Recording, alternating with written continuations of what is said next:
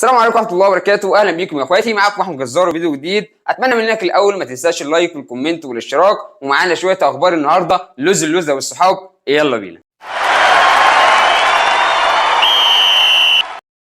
الفترة اللي فاتت كلها يا جماعة كنا بنسمع عن الزملكاوية واللي جمهور الزمالك، وإن كمان أعضاء الزمالك وكمان إعلاميين الزمالك بيتكلموا في إن في صفقات جديدة جاية نادي الزمالك، صفقات من العيار التقيل.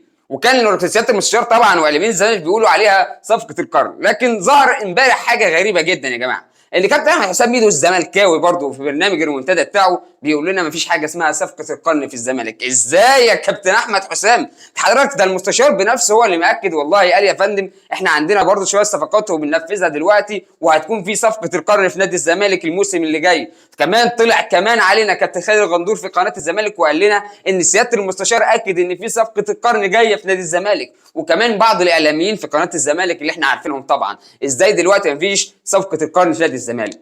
كابتن احمد حسام ميدو يسكت لحد كده؟ لا، قال لك كمان موضوع صفقه القرن في نادي الزمالك ده فنكوش يعني فيستك. الله، طب ازاي؟ ده سياده المستشار مفهمنا والله، وهم وكل الاعضاء في نادي الزمالك وقناه الزمالك كل يوم بتقول وتحكي.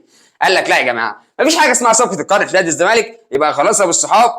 امال ايه موضوع عمرو السومه اللي كانوا بيحاولوا ان هم يجيبوه ده؟ طب ولا ما اقول لك موضوع بن شرقي ايه الاخبار؟ قال لك مفيش برضه بن شرقي. يعني ايه لحد دلوقتي اصلا بن شرقي مفيش حد قال له سلام عليكم واصلا من الزمالك، ولا قال له لا تعالى احنا عايزك في فريق الزمالك، ولا حتى حد بعت لعمرو السومه زي ما بيقولوا. كله كلام يا جماعه فنكوش زي ما قال ميدو. الموضوع الثاني يا جماعه هو موضوع كهربا. ايه كهربا هيتوقف؟ طب كهربا هيلعب؟ طب كهربا ايه موضوعه؟ طب كهربا هيتوقف بدل الحياه؟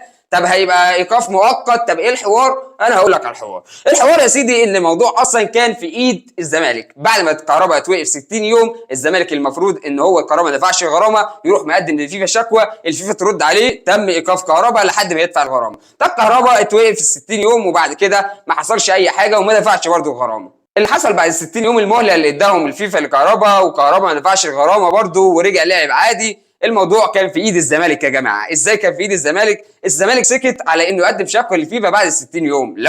لو الفيفا اصلا كانت تقدم له شكوى بان كهرباء خلاص ما دفعش غرامه بعد 60 يوم كان هيتوقف لحد ما يدفع الغرامه. لكن الزمالك خاف لان الفلوس اللي هيدفعها دلوقتي كهرباء مش هتروح في حساب الزمالك ولا الزمالك هيستفاد منها، لان حجوزات الزمالك يا جماعه وحساباتها كلها محجوز عليها من البنك، واحنا عارفين بالطبع الموضوع ده.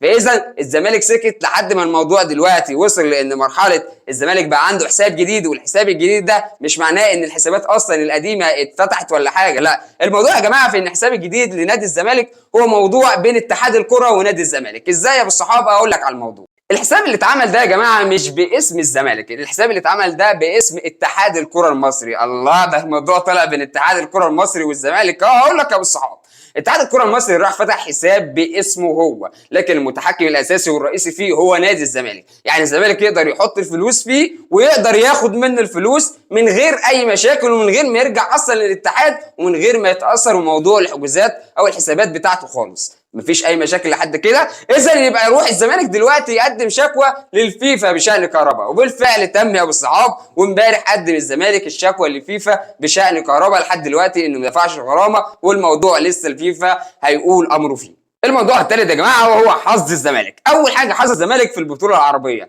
احنا عارفين طبعا يا جماعه ان الزمالك واقع في البطوله العربيه في مجموعته النصر السعودي. طبعا احنا عارفين نجوم النصر السعودي، وعارفين مين دلوقتي في النصر السعودي ومين اللي هيكون لسه في النصر السعودي. المهم يا جماعه النصر السعودي بيتفاجئ ان موضوع البطوله العربيه او مواعيد البطوله العربيه كلها بتيجي مع المباراتين الوديتين بتوعته اللي هيتلعبوا في اليابان، ودول هيكون باريس سان جيرمان وانتر ميلان. لكن الموضوع دلوقتي مين اللي هيلعب طيب يا جماعه البطوله العربيه؟ هو بالفعل هيلعب برضه النصر السعودي، لكن مش بالسكواد الاساسي بتاعه، هيلعب بالسكواد الاحتياطي. يعني ايه؟ يعني الرديف يا ابو الصحاب اللي هيلاعب الشباب السعودي والاتحاد المنستيري التونسي. طب والزمالك مين اللي هيلاعبه؟ تكون خلصت بقى الوديتين يا ابو الصحاب ويرجعوا كل السكواد الرئيسي معاهم بقى كريستيانو، معاهم كانتي، وهيجي عليهم ان شاء الله سواريز، وكمان ممكن يجي النجم المغربي حكيم زياش. اوبا، الزمالك ايه الحظوظ بتاعته دي يا جماعه؟ يجي عند الماتش بتاعه ويرجع كل السكواد الرئيسي والاساسي بتاع النصر السعودي عشان يلاعب ماتش الزمالك وهو الماتش الثالث.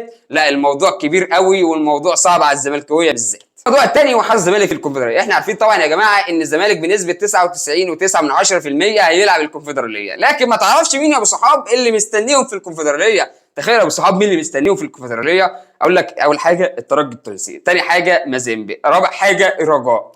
الزملكاويه هيهربوا من دوري ابطال افريقيا عشان ما يواجهوش الكبار والعمالقه دول، يروحوا يلاقوهم في الكونفدراليه. وكمان الزملكاويه كلهم عايزين ياخدوا الكونفدراليه. الموضوع بقى صعب، وحظ الزمالك بقى بالفعل زي ما بيقول جمهوره نحس النحس ابو الصحاب. والموضوع الاخير يا جماعه وهو موضوع حمدي فتحي. حمدي فتحي يا جماعه رسميا وبشكل اكيد واخيرا حمدي فتحي هيروح الوكر القطري. خلاص حمدي فتحي يغادر الاهلي المصري الى صفوف الوكر القطري، وان شاء الله يوم الاحد الجاي هيروح يوقع الكشف الطبي بتاع نادي الوكر القطري. وخلاص حمدي فتحي خارج صفوف النادي الاهلي الموسم المقبل. كمن اهلاوي انا بقول لك مع ألف مليون سلامة، ربنا يوفقك إن شاء الله في كل اللي جاي، وإن شاء الله يتحقق اللي أنت عايزه وبالتوفيق. وكلنا إحنا أولاد الأهلي بنتمنى لك والله التوفيق في كل شيء. شكرا يا حمدي فتحي. لو لسه مكمل معايا لحد دلوقتي أنا عايز أقول لك على حاجة، يا ريت ما تنساش اللايك والكومنت والاشتراك، ويا ريت حاجة تانية لو سمحت، لو أنت شايف إن المحتوى بتاعي كويس يا ريت تدعمني بكومنت يشجعني ويخليني أكمل. ويا ريت لو شايف في أي سلبيات تكتب لي في كومنت السلبيات الموجوده وانا هرد عليك بكل احترام واحاول اصلح منها على قدر المستطاع. واشوفكم على خير وفيديو جديد.